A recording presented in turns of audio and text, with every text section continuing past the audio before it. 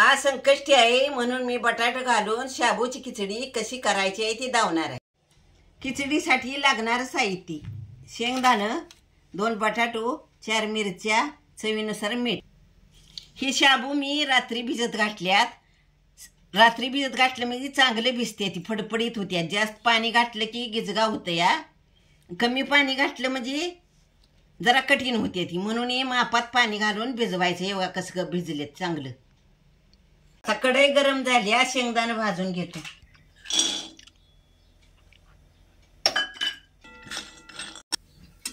आता हे शेंगदाणं कसं भाजल्यात बघा। खिचडी संग खायला शाबू सांडगं थोडं तळून घेतो।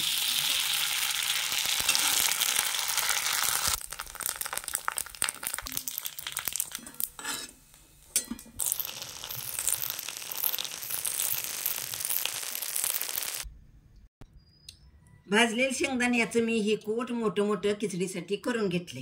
ह्या बटाट्याची साल काढून घेतली मी आणि बारीक चिरले। बारीक चिरलं म्हणजे तेलात चांगलं भाजतं या। ह्या मिरच्या मी बारीक चिरून घेतल्यात। ही कूट आता मी शाबूत मिसळून घेतो।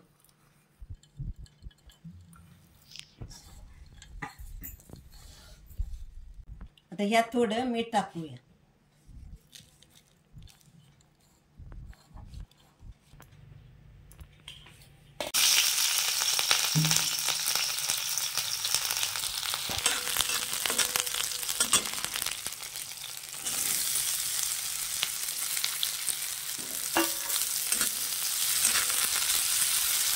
ही बघा तेलात मिरच्या आणि बटाटो कसा भाजून घेतलाय चांगला।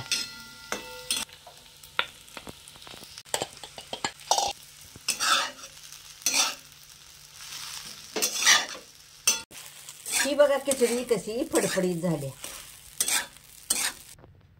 आता ही खिचडी खाण्यासाठी तयार।